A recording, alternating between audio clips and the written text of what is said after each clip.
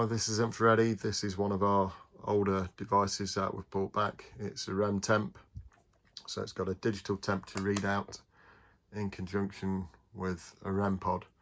So the Rempod's got an extendable antenna which can be pulled out,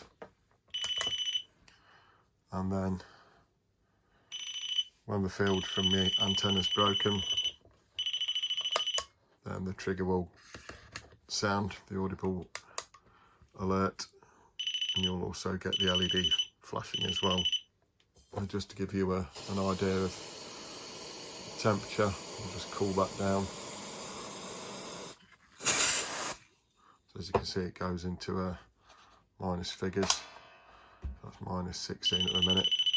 And if I put my finger, just warm that back up on the thermostat, so it'll increase back up to room temperature. So obviously if you're getting a trigger on the REM whilst there's a fluctuation in temperature as well, it adds credibility to the evidence that you're gaining, so you're almost getting like a double trigger.